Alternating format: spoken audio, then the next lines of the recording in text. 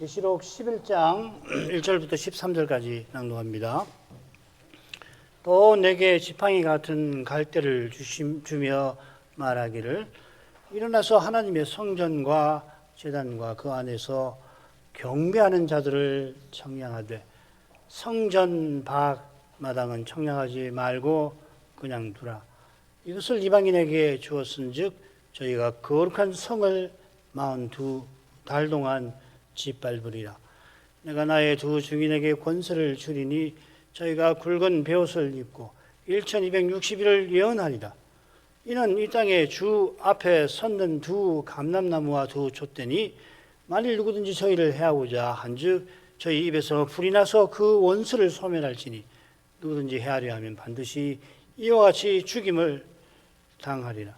저희가 권세를 가지고 하늘을 닫아 그 예언을 하는 날 동안 비 오지 못하게 하고 또 권세를 가지고 물을 변하여 피 되게 하고 아무 때든지 원하는 대로 여러 가지 재앙으로 그 땅을 치리로다. 저희가 그 증거를 마칠 때 무적양으로부터 올라오는 짐승이 저희로 더불어 전쟁을 일으켜 저희를 이기고 저희를 죽일 터인즉 저희 시체가 큰 성 길에 있으리니 그 성은 영적으로 하면 소돔이라고도 하고 애굽이라고도 하니 곧 저희 주께서 십자가에 못 박히신 곳이니라. 백성들과 족속과 방언과 나라 중에서 사람들이 그 시체를 사흘 반 동안을 목독하며 무덤에 장사하지 못하게 하리로다. 이 두 선지자가 땅에 거하는 자들을 괴롭게 한으로 땅에 거하는 자들이 저희의 죽음을 즐거워하고 기뻐하여 서로 예물을 보내리라 하더라. 3일 반 후에 하나님께로부터 생기가 저희 속에 들어가며 저희가 발로 일어서니 구경하는 자들이 크게 두려워하더라. 하늘로부터 큰 음성이 있어 이리로 올라오라 함을 저희가 듣고 구름을 타고 하늘로 올라가니 저희 원수들도 구경하더라. 그 시에 큰 지진이 나서 성 10분 1이 무너지고 지진에 죽은 사람이 7천이라. 그 남은 자들이 두려워하여 영광을 하늘에 하나님께 돌리더라. 여섯째 나팔과 일곱째 나팔 사이에 긴 막간이 있고 이 막간은 두 장면으로 이루어져 있습니다. 한 장면은 오전까지 살핀 작은 책에 관한 거고 다른 장면은 이제 살필 두 증인에 관한 겁니다. 두 장면은 주의 종이 받은 말씀 전하는 중요한 일을 다루고 있고 말씀 전하는 길에 주의 종이 핍박받는 사실을 똑같이 교훈합니다. 작은 장면에도 선자들이 나왔고 두 증인 장면에도 이 증인을 두 선지자라 부릅니다. 물론 작은 책 장면 끝에 사도 요한이 유베이스 풀려나 많은 백성 나라 방언 임금에게 예언하는 일이 언급되어 있고 여기서는 두 선지자가 1260일 예언하는 일이 언급되어 있습니다. 두 증인 곧 두 선지자가 주님처럼 죽임당하는데 죽임당하는 그 상황이 일곱째 나팔 불 때와 흡사합니다. 두 장면 모두 재림전에 있을 무서운 심판에 초점을 두고 있고 그런 심판이 있는 그 이유가 말씀의 전파와 거기에 대한 세상의 핍박이 있음을 전하는 겁니다. 다만 작은 책 장면은 이 말씀 전파되는 그 시초를 두 장면 증인 장면은 그로부터 세상 끝까지 긴 시간을 주로 다루는 것 같습니다. 자, 이것이 이 일곱인 시리즈의 두 막간의 두 장면과 도치되어 있죠. 그죠? 어떤 점에서 반대로 구성되어 있죠. 자, 그것은 다른 기회에 말씀을 또 드리도록 하고 우선 두 장면의 줄거리를 보십시다. 1, 2절은 성전 제단 경배하는 자를 청량하고 성전 밤마당은 청량하지 말라 하는 명령이고요. 여기에 42달 나옵니다. 3절부터 6절에서는 두 증인이 1260일 동안 예언한다 하는 거고요. 그 다음에 7절에서는 증거 마친 후에 이 무적행에서 올라온 짐승에게 두 증인이 죽임을 당하는 장면입니다. 그리고 8절부터 10절까지는 그들의 시체가 큰 성 길에 있고 사람들이 3일 반 동안 구경하면 즐거워한다는 이야기이고요. 11절은 그런데 놀랍게 이 두 증인이 부활하는 겁니다. 하늘에 12절에는 이 두 증인이 하늘로 올라가니까 원수들이 구경하였다 하는 거고 13절은 지진이 나서 성 10분의 1이 무너지고 7천이 죽임을 당하고 남은 자들은 영광을 하나님께 돌린다 이렇게 되어 있습니다. 두 증인 장면에서 주께서 요한에게 지시하신 교훈을 우리가 받기 위해서 시간, 특히 장소와 시간에 주목할 필요가 있겠습니다. 장소는 성전, 성전 밖 마당, 큰 성이 되죠. 요한대로 성전은 청량하고 성전 밖 마당은 말라 하십니다. 그 이유가 성전 밖 큰 성에서 일어나는 일에 있습니다. 두 증인이 거기서 예언하는데 죽임을 당하고 죽은 증인들을 백성, 족속, 방언, 나라에서 나온 사람들이 즐거워합니다. 악하지요. 악하게 즐거워하는 이유가 두 증인이 전한 말씀에 그들이 괴로웠던데 있습니다. 이게 이제 작은 책 증인하고도 연결되는 거죠. 작은 책 장면하고도 연결되죠. 그렇죠? 재앙을 선포해서 그렇겠죠. 그러나 두 증인이 3일 반 죽어 있다가 그 후에 살아서 하늘로 올라갑니다. 그때 지진이 나서 성 일부가 무너지고 사람 7천이나 죽습니다. 그런데 남아 있는 자들은 하나님께 영광을 돌리고 그 영광 돌리는 일은 성전에서 이루어지겠죠. 그죠? 그 다음에 여러 시간이 여기 나와요. 2절에서는 42달이 나오는데 이 42달은 이방인이 이 거룩한 성을 짓밟는 기간이고 3절에서는 1260일이 나오는데 두 증인이 예언하는 기간입니다. 그리고 11장 9절과 11절에는 3일 반이 나오는데 두 증인이 시체로 지내다가 살아나는, 그러니까 그 전까지 사람들이 그것을 즐거워하는 날입니다. 42달은 1260일과 같습니다. 이 42달은 30일, 달마다 30일로 잡아야 하니까 40일 곱하면 1260일이 나오죠. 3일 반을 한 때, 두 때, 반 때와 같은 시기로 보는 분들이 있어요. 그러면 일 대신 때로 하면은 한 때, 하루, 두 때, 이틀, 그리고 반 때, 반일 이렇게 되는 거죠. 그러면은 이 세 시간 지표는 똑같은 것이 되겠습니다만 정말 그런가? 왜 그러면 때라고 하지 않고 일이라고 했나? 그걸 살피면 되겠습니다. 셋을 같이 보면 초림과 재림 사이가 될 거고 3일 반을 달리 보면 재림 직전이 될 것 같아요. 자, 그러면 1, 2절로 가죠. 또 내게 지팡이 같은 갈대를 주며 말하기를 일어나서 하나님의 성전과 제단과 그 안에서 경배하는 자들을 청량하되 성전 밖 마당은 청량하지 말고 그냥 두라. 이것을 이방인에게 주었은즉 저희가 거룩한 성을 42달 동안 짓밟으리라. 또 내게 갈대를 주며 말하기를 했는데 이 장면은 작은 책 장면과 곧장 이어지고 곧바로 연결됩니다. 성경을 읽고 살피기 편하라고 장절로 나눠져 있습니다만은 편하지요. 때로는 이 장절 표시 때문에 성경의 흐름을 놓치기곤 합니다. 그러니까 가급적이면 장절을 무시할 필요는 없지만 없는 것처럼 읽으실 필요가 있어요. 예컨대 누가 요한에게 갈대를 주고 말하는지를 살펴야 하는데 작은 책 장면의 마지막 그 장면을 붙여서 살펴야 합니다. 아울러 지금 요한에게 말하는 내용이 어디까지인지도 확인할 필요가 있습니다. 개역 성경은 1절에 말하기를 하고서 10절 끝에 보시면은 하더라 이렇게 되어 있습니다. 그러니까 10절까지가 말하는 내용이라고 우리 개역 성경은 표시를 했죠. 여러분 갖고 계시는 많은 영역 성경 갖고 계시는 분들 보시면은 3절까지 표시한 성경이 도로 있을 겁니다. 최근 한 ESV나 RSV 같은 성경이 그렇습니다. 이 표시의 차이가 말하는 이가 누군지를 밝히는데 차이를 줄 수 있습니다. 그 이유가 3절에 나의 두 증인과 4절에 주 앞에 섰는 감람나무와 촛대라는 표현과도 붙어 있어요. 말하는 이가 나의 두 증인에게 권세 주겠다 한 것을 보면 작은 책 장면의 다른 천사보다 하늘의 음성을 발하신 하나님으로 보는 것이 좋습니다.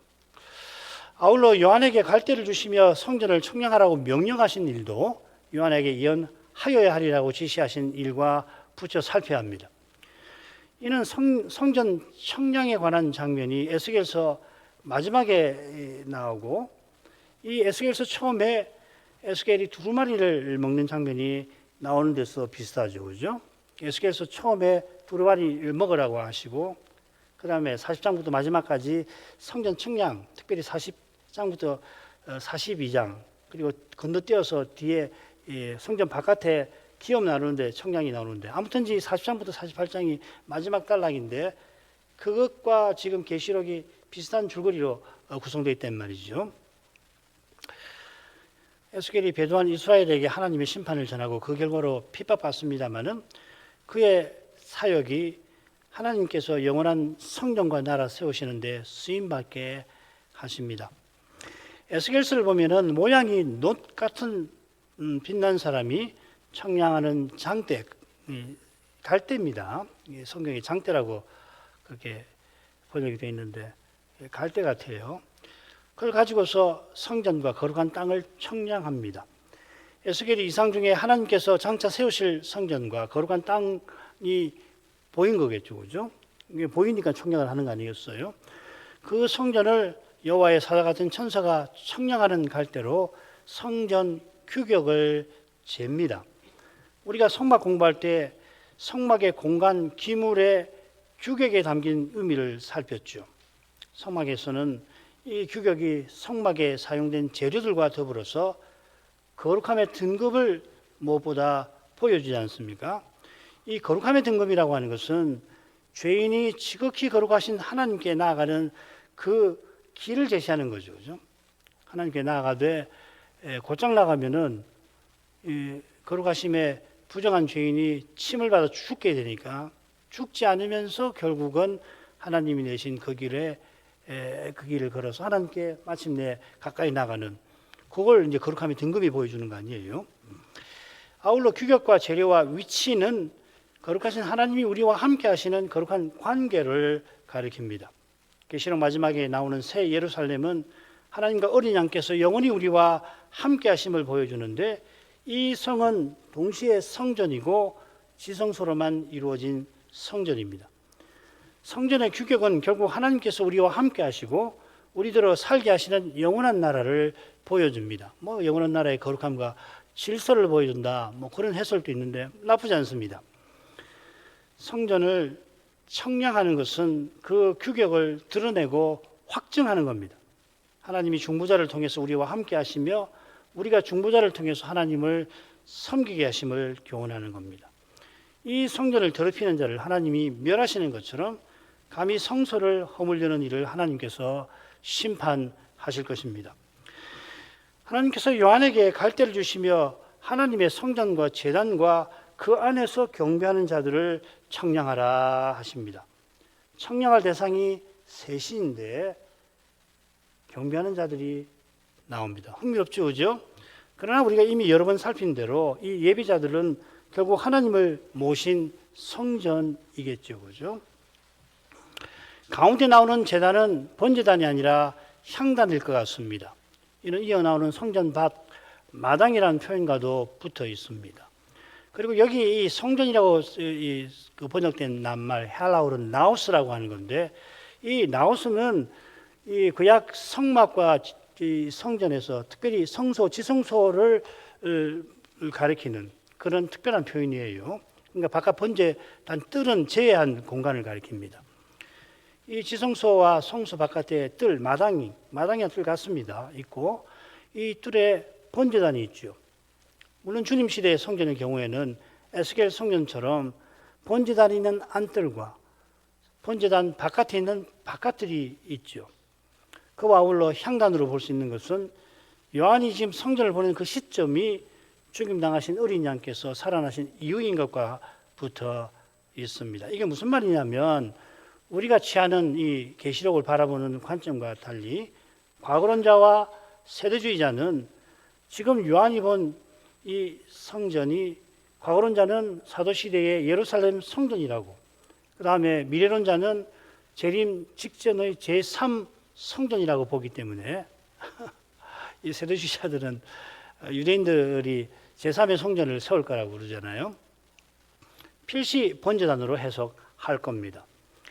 가고론자는 계시록 대부분이 70년 예루살렘 멸망에 관련된 예언이라고 보니까 그분들이 여기서 이 단은 번제단이다 말할 이유가 있는데, 세두주의자가 부활하신 주님께서 다시 오시는 직전인데 번제단을 말하는 이유를 저는 잘 모르겠어요. 좌우간 그 안에 경배하는 자들도 청량하라 하신 것은 이 성전이 구약 성전이 아님을 암시합니다. 에스겔 마지막 장면에 청량은 성소, 공간, 기물, 바깥 땅에 해당되지 가운데 제상 부분에 청량한다는 말 나오질 않습니다. 그러니까 매우 신약적인 표현이라 이 말이죠, 그죠? 경배하는 자들을 청량하라, 신약적인 관념이라 이 말이죠. 이 성전 안에서 경배하는 이가 제상 아니에요. 이 제상은 그리스도를 믿는 신자들을 가리킬 것입니다. 이게 좀 오늘인가? 다음 주 오전에 강설에서 아마 이 내용을 좀 말할 수 있을 것 같으네요. 하나님께서 성전 밖 마당은 청량하지 말고 그냥 두어라 명하시는데, 제가 사역을 여기서 조금 부득불 해봅니다. 한번 보십시오. 그런데 성전 바깥 마당은 바깥에 내던지고 그것은 청량하지 말라, 이렇게 번역할 수 있어요. 이게 원문 그대로 번역하면 이렇게 딱 번역할 수 있습니다. 그런데 마당이니까 바깥에 내던져라 하는 표현은 청량하지 말라는 표현에 비춰 어색하죠. 그래서 그냥 두어라. 영어에 보면은 배제하라 이렇게 되어 있죠, 그죠? Leave out, exclude 이렇게 번역을 해놨을 겁니다.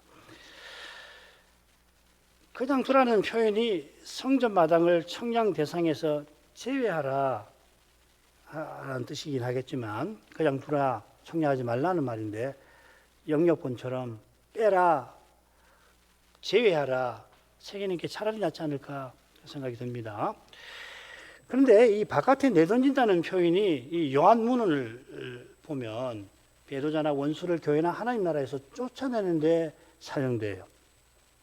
액바알로 액이나 엑스라는 말인데, 액크라는 말인데 지금 비슷한 의미를 풍기고 있습니다. 그 이유는 성전 마당도 구약에서는 성전 내의 공간인데 있어요. 그래서 아람어 신약 사본을 번역한 그 영어본을 보니까 거기는 바깥이 아니라 the court within the temple 이렇게 해놨습니다. 성전 내의 이 뜰이라고 이렇게 번역을 해놨어요. 그처럼 에스겔의 이상 중에서 성전 뜰이 당연히 청량됩니다. 이게 성전 이건 바깥뜰이고 안뜰도 그 청량이 돼요. 그런데 지금 하나님께서 요한에게 마당을 성전 바깥에 있다 하실 뿐 아니라 그걸 성전 바깥에 내던지라고 하십니다. 결론 말씀드리죠. 이 성전 바깥 마당은 배교자들, 배교하는 교회들을 가리키는 것 같습니다. 그러니까 이것과 쟁쟁한 또 하나의 견해는 핍박받는 교회들이라고 하는데 그보다는 이게 저 문맥에 맞는 것 같습니다. 요한 사도가 첫째 서신에서 저희가 나간 것은 우리에게 속하지 않음을 나타내려 함이라 하는 말씀을 떠올리게 합니다. 이 내용이 이어지는 부분과도 어울립니다. 후반절 보시면 이것을 이방인들에게 주었은즉 뭐 이렇게 나오죠. 바깥 마당을 제외하고 청량하지 말아야 할 이유를 후반절이 제시를 합니다. 왜냐하면 이것을 이방인들에게 주어 짓밟게 하였습니다. 이렇게 되어 있습니다. 마당을 이방인들에게 주어서 청량하지 말라는 겁니다. 요한에게 청량하는 갈대 주신 하나님께서 그렇게 처분하신 거죠. 이방인이라고 새긴 낱말이 이 장면에 한 번 더 나옵니다. 9절에 나라라고 번역을 해놨습니다. 셋째 화에도 비슷하게 한번 분노하는 이방들이 나옵니다. 이 분노하는 이방들이 지금 성전 바깥 마당을 받은 이방인 같아요. 9절에서 백성, 족속, 나라에서 나온 사람들이 두 증인의 시신을 구경하고 장사하지 못하는 대목이 나오는데 바로 그들이겠죠. 요컨대 마당을 받은 이방인은 하나님과 메시아를 대적하는 열방을 가리킵니다. 이 시편이 셋째 화에서 분노하는 이방인 장면의 배경이 될 겁니다. 이들이 성전 바깥마당을 받았는데 저희가 거룩한 성을 42달 동안 짓밟을 겁니다. 이 거룩한 성이라는 게 계시록에 두 번 더 나오는데 두 번 다 그 21장에 완성된 새 예루살렘을 가리킵니다. 여기 거룩한 성도 이건 완성전인데 성전과 마찬가지로 교회를 가리키겠죠. 앞서 성전 바깥마당이 배도자들의 교회를 가리킨다고 해석했는데 이들이 여호와를 대적하는 열방에 속해서 열방과 함께 교회를 짓밟는 거겠죠.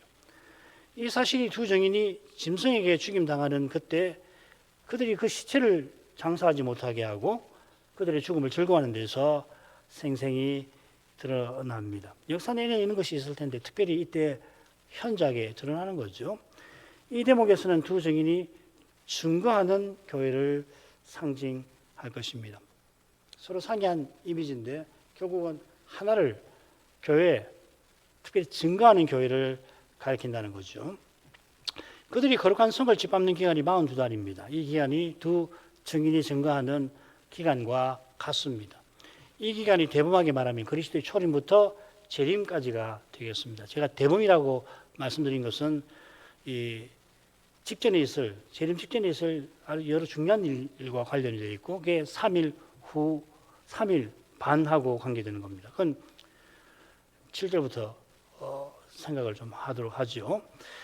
자, 그 다음 부분으로 가겠습니다. 이 3절부터 6절인데 눈에 띄는 것이 3절과 6절이에요. 3절과 6절은 중요한 의의가 똑같이 나옵니다. 권세라는 말 예언한다. 그리고 1260인입니다. 6절에서는 하늘을 닫을 권세, 물을 다스리는 권세가 나오고요. 또 예언이라는 명사가 나오고 그리고 예언하는 날 동안 여기 일이라는 말하고 날이라는 헤메라라는 말인데 같은 용어입니다. 복수죠, 그죠?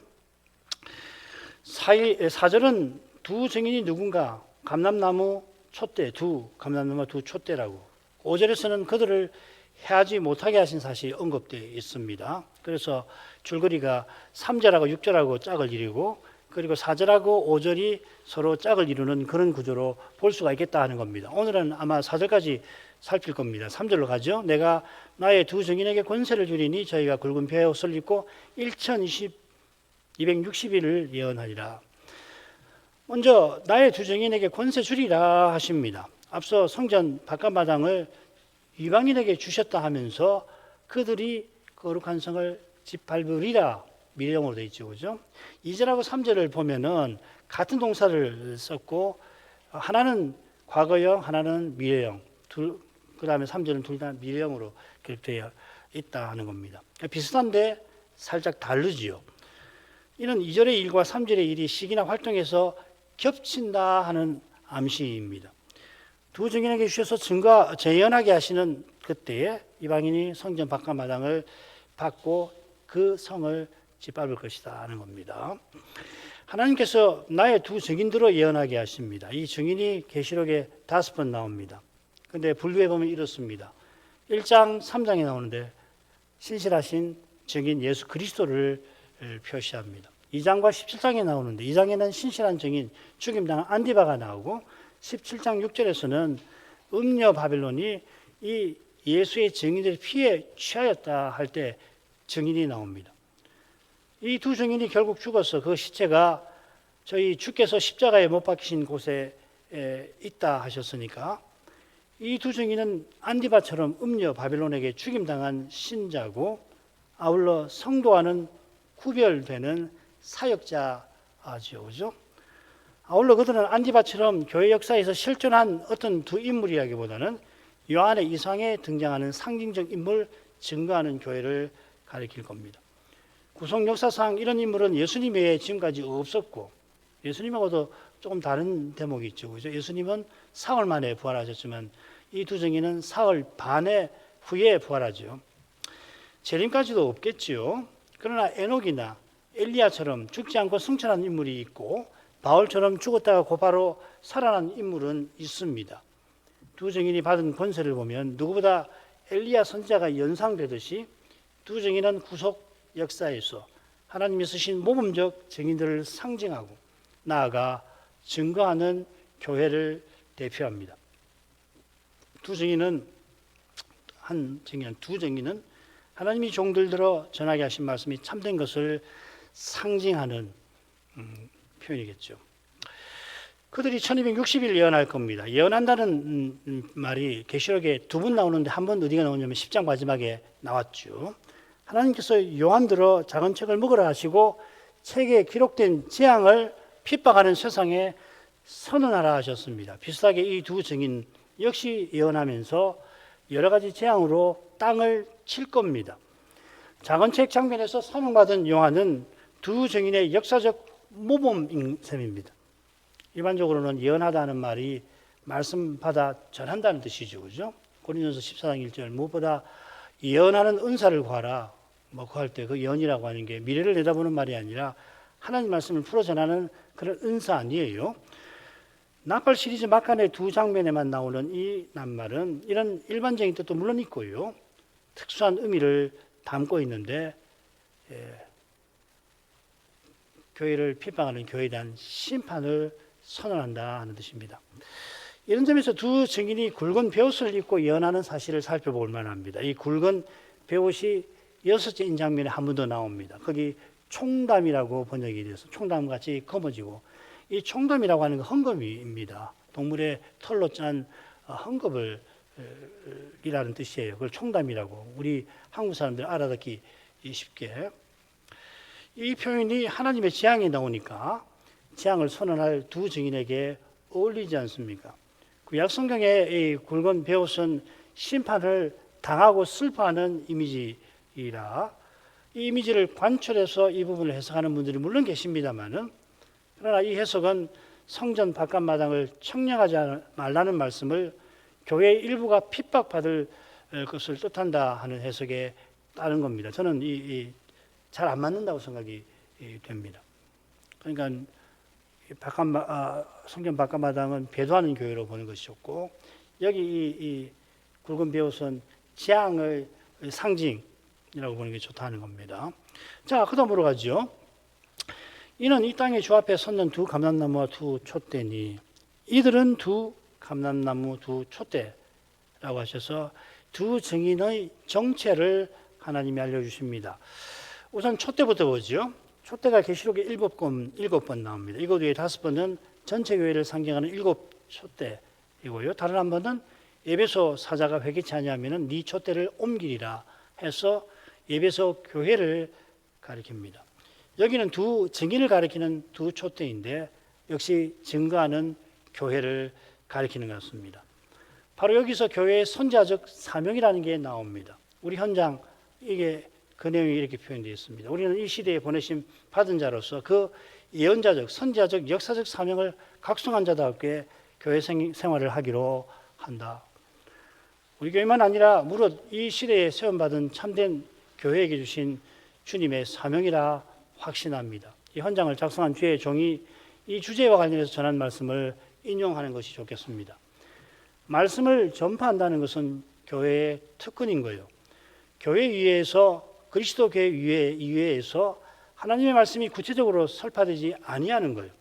캐리그마라고 하는 것은 하나님께서 하나님의 사자들을 쓰셔서 강단에 서서 그 말씀을 여기서 이 사람이 말하는 것처럼 전파하게 하시는 거예요. 이건 교회가 가지고 있는 특권인 거예요. 밖에 가서 성경은 가르칠 수 있지만 말씀을 강대에서 전파하는 것은 하나님의 성신께서 보증하시는 일이요. 하나님의 말씀으로서 거룩한 예배의 한 부분을 만들어 주시는 거예요. 또 한 군데 인용하죠. 가장 중요한 한 가지는 하나님의 말씀을 바로 전달하고 이 말씀을 신앙과 생활의 유일한 표준으로 확고하게 믿고 가르치고 나가는 사실입니다. 이것이 교회의 가장 중요하고 또 엄격하게 협의로 말할 때는 유일의 특징인 것이옵시다. 우리가 이런 가르침을 처음부터 받아 나왔습니다. 이런 점에서 촛대는 성막의 등대를 가리킵니다. 같은 말이에요, 실은. 번역을 이렇게 한 거예요. 촛대라고 하기도, 등대라고 하기도 하고. 이 등대가 살구나무 형상인데, 감람나무가 아니죠. 이 살구나무가 아론의 지팡이를 만든 그 나무죠.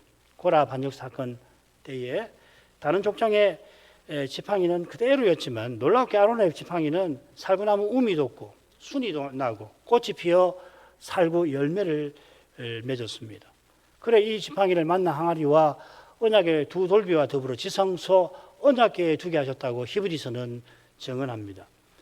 등대가 만나 항아리가 상징하는 진설병 상을 향하도록 비추도록 그렇게 하셨죠. 백성이 인애와 진실의 삶을 살아가도록 영광의 목표를 향하여 나아가도록 성신께서 말씀의 빛을 비추어 인도하시는 것을 드러내셨습니다. 이것이 두 증인을 두 촛대라 하신 뜻이기도 합니다. 예배에서 그리스도를 순전하게 전하고 받게 하셔서 증거하는 사명의 길에 행하게 하신 겁니다. 이런 일이 교회에 없다면 교회답게 존재하지 못하는 겁니다. 급기야는 그리스도의 교회라고 했는데 그리스도를 대적하는 상태로 추락할 수 있는 겁니다. 이런 교회가 사람 눈에는 윤리적이기도 하고 사회 문제에 건실하게 참여하기도 하고 구성원 간의 사교적인 모습을 보여서 세상의 지지나 심지어 존경도 받을는지 모릅니다만은 세상 사람의 손가락질을 면치 못하는 그런 비상식적이고 비윤리적인 교회보다도 훨씬 주님과 그 나라를 대적할 수도 있는 겁니다. 우리 시대에 이런 교회가 얼마나 많은지 모릅니다. 그리스도의 부활을 믿지 아니하는 교회라고 해서 다 너절한 거 아니에요. 윤리적인 측면에서 사회에 참여하는 관점에서 우리보다 훨씬 나은 점이 분명히 있는 건 사실이거든요. 그런 교회 많아요. 그걸 사회복음주의라고도 그러죠. 근데 그게 정말 그리스도의 교회다운 모습인가? 사람들의 지탄을 면치 못하는 그런 너절한 교회보다 정말 주님을 대하는 태도에서 낫다고 할 수 있는가? 오히려 더 대적하는 거 아닌가? 기독교가 겨우 윤리적이고 상식적이고 사회 문제, 사회 악에 대해서 가난의 문제, 뭐 정치적인 억압의 문제, 뭐 이런 것에 관여해서 무슨 발언을 하고 거기에 힘을 보태가지고서 이런 정치 집단 합세해가지고 무슨 일을 이뤘다고 해서 과연 그게 교회다운 교회라고 할 수 있는가 이 말이죠. 아니죠. 그건 다른 데서 하면 됩니다. 정당에서 할 수도 있고 사회단체에서도 할 수 있고 신자도 소명이 있으면 정치나 그런 사회활동에 소명을 주신 바가 있으면 하면 되는 거예요. 교회가 그렇게 하면 안 되는 거라고요. 그런데 만족을 하고 그걸 잘한다고 그러고 그렇게 가면은 결국은 훨씬 더 심각한 데 들어갈 수가 얼마든지 있다는 거예요. 아까 인용한 말씀대로 정말 교회에 가장 중요하고 유일한 특징이 있는가? 우리 교회는 과연 그것이 있는가?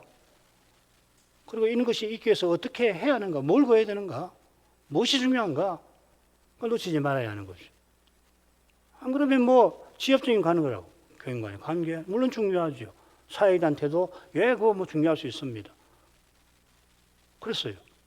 그렇게 해서 교회가 거룩한 교회로서 소임을 깨닫고 행할 수 있나요? 그거 한다고 해서? 아닌 거죠. 교회의 본질을 꼭 쥐고 그 본질을 추구하는 믿음을 얻기를 힘써야 하는 겁니다. 여러분, 시간이 나시고 관심이 있으면은 김홍준 목사가 교회를 시작하고 곧 강선한 사도행전 강해 꼭 읽어보세요. 그걸 읽어보십시오. 거기서 교회를 막 시작하면서 이 양반이 어떤 심정으로 말씀을 전하고 어떻게 교회로 서서 나가기를 바랐는가를 꼭 읽어보시길 바랍니다. 거기서 벗어나고 있나, 그 길을 가고 있나, 우리는 살펴야 해요. 하나님께서 두 정인을 두 감람나무라 하십니다. 이건 스가랴 5째 이상, 스가랴 4장과 관계가 있다는 걸 아무도 모를 수가 없어요. 성경을 아는 이는 이거 스가랴 4장에서 온 표현이구나. 거기 두 감람나무가 나오지 않습니까? 등대와 두 감람나무, 두 등대가 아니고 두 촛대가 아니고 한 등대와 두 감람나무가 나오지요. 그러니까 두 증인 이 장면과 똑같지는 않아요. 이 이상에 관한 자세한 내용은 스가랴서를 공부한다면 그때 배워야 할 겁니다. 이 이상은 다른 7 이상, 스가랴의 이상 8개 아니에요. 이게 5번째, 가운데 있는 4, 5번 이 5가지인데 이 8가지 이상은 배도한 이스라엘이 회복되는 일에 관한 예언입니다. 그 4장 6절부터 9절에 보면 스룹바벨이 성전 지대를 놓았으니 그 손이 그것을 마칠 거다 하는 내용이 이 5번째 이상에 나옵니다. 그러니까 성전 지대를 놓는 성전을 세우는 것하고 등대와 감람나무의 이 이미지가 무슨 관계가 있는가를 생각해야겠죠. 아마 다음 주 오전에 제가 말씀을 드릴 겁니다. 스가랴가 이상 중에 순금 등대를 보는데 그 등대 곁에 두 감람나무가 있어서 등대를 밝히려면 감람류가 필요한데 감람나무가 있어가지고 기름을 공급한다는 이야기죠. 이 두 감람나무를 뭐라고 했냐면은 기름 발리운 자 둘이고 온 세상에 주 앞에 모셔 섰는 자. 지금 계시록 여기 나오는 표현들이 나오죠. 온 세상, 온 땅에 주 앞에 섰는 두 감람나무. 둘은 대제사장 여호수아와 스룹바벨을 가리킵니다. 둘을 가리킨다는 말은 직접적이고 결국은 제사장과 왕을 겸전하시는 메시아를 가리키겠죠. 두 직분자가 함께 성전을 세우게 하시는데 이게 이스라엘이 거룩한 교회답게 서게 하신 방도 아니에요. 구약에는 성전 없이는 안 되는 거잖아요. 그죠? 어떤 구체적인 제사 드리는 장소가 있고 제사 드리는 그 규례를 따른 제사 행위가 있어야지 구약은 이 거룩한 교회로 서서 나갈 수 있는 거 아니에요. 은혜의 방도 같은 거니까. 거룩한 교회답게 서기 위해서는 등대의 빛이 절실합니다. 이 빛은 성신께서 비춥니다. 그래서 두 직분자가 이룰 사명은 힘으로 되지 아니하며 능으로 되지 아니하고 오직 나의 신으로 되느니라. 스가랴 4장 6절 말씀입니다. 성신께서 거룩한 빛을 비추시고 친히 이루게 하시는 거예요. 사람이 이루는 게 아니란 말이죠. 두 직분자를 성신님이 쓰시고 두 직분자가 성신을 의지함으로 이런 일이 가능하다는 이야기죠. 사람의 힘으로 성전 세우려고 하지 말아라. 성신께서 세우게 하신다. 그래야 너희 둘의 직분을 성신이 쓰셔서 거룩한 빛을 이스라엘에게 비추어서 이스라엘이 거룩한 제사장나라 거룩한 백성답게 서 나가도록 하실 거다. 그 말씀이죠. 그죠? 그처럼 두 증인이 대적하는 세상과 원수들에게 하나님의 심판을 받아 전하는 이 사명도 성신만 이루시는 겁니다. 그러라고 부활하신 주님이 성신을 그리스도의 영으로 우리에게 보여주신 거 아니에요? 성신으로 우리가 시작했으니 성신으로 열매 맺는 데 이루어야 되는 거라고요. 갈라디아 교회처럼 성신으로 시작했는데 육신으로 끝나는 일이 있어서는 안 되는 거예요. 무서운 말씀입니다. 갈라디아서는 배도할 위험을 직면한 교회에게 주는 사도의 교훈 아닙니까? 너희가 성신으로 시작했으면 성신으로 열매를 맺어야 될 거 아니냐? 왜 도중에 육신으로 행하여서 살아계신 하나님에게서 떠나려 하느냐? 이게 우리 시대의 사도가 우리 시대에 들어 하는 말씀이기도 합니다. 이건 저기 강 건너 불구경 하듯 들을 수 있는 말이 아니에요. 우리는 상관없지. 정말 그렇습니까? 우리가 육신으로 행하는 일이 없습니까? 우리의 육신으로 행하는 일이 있다면은 강 건너 불처럼 아니에요. 우리 안에 불이 번진 거라고 생각해야 한단 말이죠. 이걸 철저히 살피고 사람으로 행하는 일을 건절하지 않으면은 강 건너 불이 건너와서 우리를 삼킬지도 모릅니다. 기도하겠습니다. 자비하신 아버지, 두 증인의 이상 장면을 사도에게 보여주시고 앞선 장면에서 작은 책 장면에서 사도 요한이 배에 쓰리게 되는 그런 경고의 말씀을 세상에 전하게 하신 것처럼 역사의 끝까지 주님의 참된 교회가 증거하는 이 사명을 이루어 나가게 하실 거라는 걸 사도에게 또 우리에게도 그를 통하여 알려주십니다. 하나님께서 이상 중에 성전 바깥마당을 바깥에 던져 청량하지 말라 하시고는 그 이유가 이방인에게 그것을 주어 그들이 42달 동안 재림까지 이 거룩한 성을 짓밟게 될 것이라 하셨사옵나이다. 이런 역사 현실에서도 이런 역사 현실에서 마치 이리대 가운데 둘러싸인 소수의 양처럼 두 증인이 말씀을 전하게 되지만은 그러나 그 말씀은 결코 패하거나 땅에 떨어지지 아니하게 될 것이라 이들을 해하려고 죽이려고 하는 자들이 오히려 이들의 입에서 나오는 불에 삼켜 죽임을 당하게 만드실 거라 하셨나이다. 위대한 선자들의 놀라운 표적을 행하게 하신 것처럼 하나님이 성신으로 증가하는 교회를 붙드시고 써주셔서 전하게 하신 말씀을 아무도 무너지지 못하게 하실 줄 믿습니다. 그처럼 짐승이 무저갱에서 올라와서 두 증인을 죽이는 일도 있겠지만 그런 죽음을 통해서 그리스도의 부활과 비슷한 그런 놀라운 승리를 하나님께서 친히 이루어 주실 것입니다. 당장에 사람의 깨와 힘을 동원한 이들이 승리를 거두는 것 같아도 그래서 서로 즐거워하고 말씀 전하는 교회가 시체가 되었는데도 그걸 자기들도 그리스도를 믿는다고 하면서도 그걸 보고 즐거워하며 우리 세상이다 예물을 주고받는 그런 때가 있겠지만은 음부의 권세가 이기지 못하는 그 교회에서 오시는 주님의 일은 결코 실패하지 아니할 뿐 아니라 그런 무서운 핍박을 통해서 주님께서는 주님의 교회를 신기하게 완성으로 이끌어 가실 줄 믿나이다. 하나님 아버지, 저희가 오직 말씀을 붙들게 해 주옵소서. 말씀하시는 주님만을 전심으로 의지하게 해 주옵소서. 사람을 의지하지 말게 하여 주옵소서. 예수님 이름으로 기도합니다. 아멘.